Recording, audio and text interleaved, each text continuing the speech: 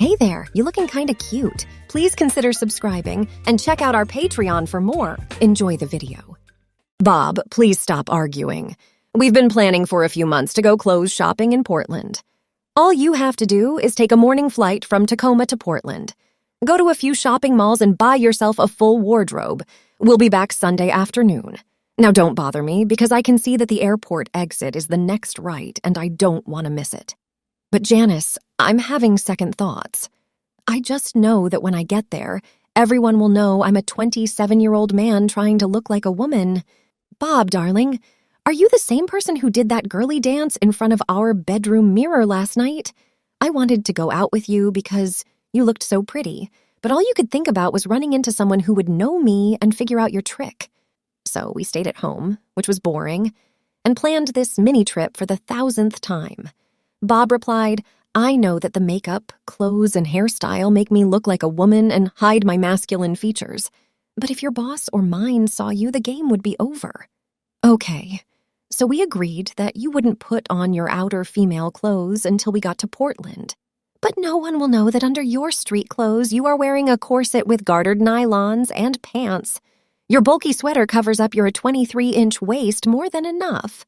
If you quickly take your seat on the plane, no one should be able to see that you are wearing women's pants and nylon stocks. As for your painted toenails, you shouldn't have any problems as long as you keep wearing your big man shoes. No one will notice you, honey. Well, I guess you're right, my love. Under these conditions, there isn't a single wife who would put up with a nervous husband. If it weren't for you, I'd just let my dreams grow until I couldn't take it anymore. Oh, Bobby, I only wish there was a way to get you to come out in public. Also, I'm the only person in Seattle who knows that underneath those manly clothes is a beautiful girl. Now that we're at the airport, you take the suitcase and I'll take care of the tickets. Oh, Janice, isn't that the most gorgeous sunrise you've ever seen? Can you stand by the car while I take the first picture? No, Bob, this is your special trip. Let me take a before picture of you. The pep talk worked. We were both pretty calm as we walked through the airport terminal. I picked up a copy of Cosmopolitan at a magazine stand while Janice checked our big bag. The woman behind the counter gave me a knowing smile, and I joked that it was my wife's favorite magazine. As we walked to the gate, I was busy looking from face to face so I could get out of the way if I saw anyone I knew. I quickly went to the toilet in a hurry because I was a nervous wreck, but forgot to put down the seat. The woman after me was one of the personnel and looked at me weird. I quickly realized what I had done. I whisper in pain, "Oh, God, help me, Janice. The person at the door knows." Quick as a wink, Janice whispers back, "You have no choice, Bobby. You have to switch identities right here." She rummages through her purse and hands me her lipstick, Bing Cherry Perm Gloss. "Put on some lipstick while I look at the situation," she says. I can't believe I did this. It's like a robot is in control of my body and all I can do is watch. I'm totally focused on my perfectly polished Bing Cherry toenails and have no idea how to buckle the straps. Now, take off your sweater. Under the bulky sweater, I was wearing a tan see-through blouse. Before I could ask why, the sweater and my big man shoes were put away. Janice brought herself a pair of sandals with straps down. She takes a look at me and goes straight to my wedding band. As she takes off her wedding band, she tells me to take off my wedding band. She then puts some cream on her ring, takes my left hand, and puts it on the second finger of my left hand. I will soon wear the sign of a woman who is engaged. About a year ago, I gave Janice the ring to get her to marry me. I would have bought a second one if it weren't so expensive, but I knew the ring would fit Janice because I tried it on 100 or so times myself before giving it to her. Finally, she says, "Okay, you're passable. But in the plane, when the seatbelt signs go off, I want you to go to the bathroom to finish your makeup." It took all my willpower not to shake. In less than 5 minutes, this man was magically turned into a young woman. This was in part because I had spent 2 hours getting ready this morning to wear girly clothes, shave very close, and make sure my eyebrows were passably. Once in the plane, Bob said, "I could really use a cup of coffee, just cream." "I'll bring you some once the lights go out," the employee said. "How about you, ma'am?" she asks my wife. Before I can realize that the flight attendant didn't notice anything strange about me, she's gone. "Now quickly," as the seatbelt light goes out.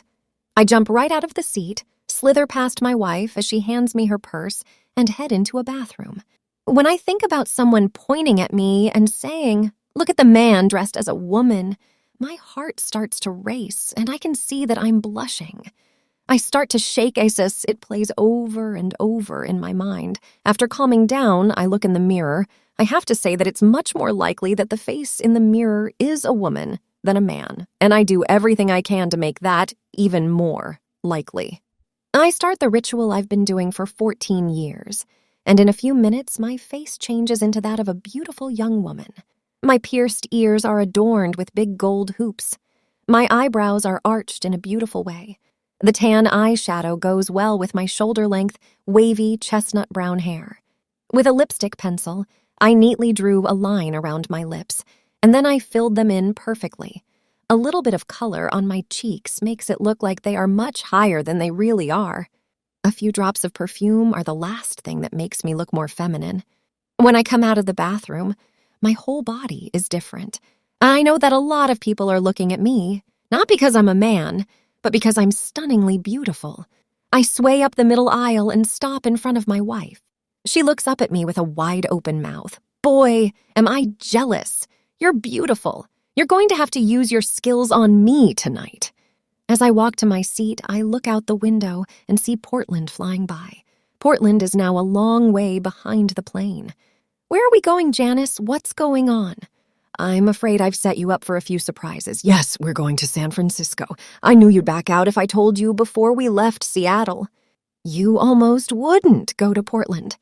"It's time Bobby came out of the closet, and what better way than to have a coming-out party with close friends and parents?" says Janice. "In about an hour, there will be a party at the airport to welcome you.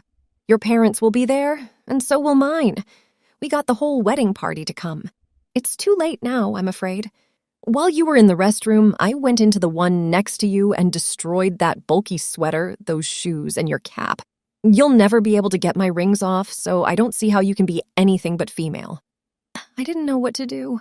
How could I look like this in front of those people at the airport? I was also about to cry, which was another sign that I was definitely a girl. "Oh, Bobby, just let things happen.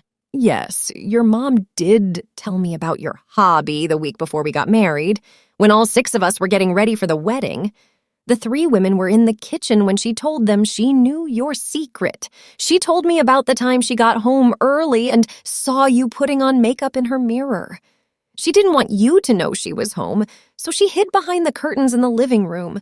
She said that when you walked into the living room, it took her breath away. Up until that point, you had been the perfect son in every way. And yet, there was a beautiful daughter standing in front of her that she desperately wanted, but could never have. She told your dad about the news that night, and he said he knew about it, but didn't want to tell her. He had seen you more than once, and had to agree that you were stunningly beautiful. When we told people we were getting married, they were very happy. But that night, she told me she couldn't let me marry you unless you told me your secret. So here, Bobby, let me paint your nails while I talk." She grabbed the package in the pouch in front of her and held out a package of fake nails and some crazy glue. I had never had fake nails put on in all the years I had been dressing up. Janice continues. "As far as I was concerned, if you decided to become a woman, I would have to pay the price and become your girlfriend. Remember when we got married? In less than a week, you were wearing a garter belt and nylons. Only your corset wasn't tightened until we were alone in the honeymoon suite, even though it's been 7 months since that night. So why am I making you go through this? Since we've been married for 7 months, you've never been out in public as a woman until this flight. But I know that you really want to do this. I've tried everything, lying, crying, begging, and even giving you hormones. Yes, honey, I've been giving you female hormones for more than 3 months now. I'm surprised you haven't told me yet that everything was getting rounder. But in a couple of months, your figure will make it hard to go out in public wearing men's clothes. In short, I want you to be my husband and also my girlfriend. Oh, look, there's the Golden Gate Bridge. With that beautiful solitaire and everything, don't your nails look nice? Now take my advice and act like you've always been your parents' daughter, my parents' daughter-in-law, and everyone else who will meet us. Let your hormones control. Could you please take a picture of us? Janice asks one of the flight attendants. I want to tell Bobby a secret, and I want to see how she reacts. Smile, Bobby. Bobby, hold my hand so your engagement ring will show in the picture. Janice leans in and whispers, the coming out party will be our second wedding, but this time you are going to wear my wedding dress. Your dad has already agreed to give you to me. The flash caught me with my mouth open and my eyes wide, but I didn't know if I should be happy or scared. Your hair appointment is at 2:30, so we'll have to hurry once we meet the welcoming party. Janice led Bobby up the platform to the loading area. She loved her husband so much, but she was the bossy one. Just wait until Bobby sees his boss at the wedding. Janice told her about the plan 2 months ago, and she was surprised to hear that they already knew about Bob's cross-dressing at work.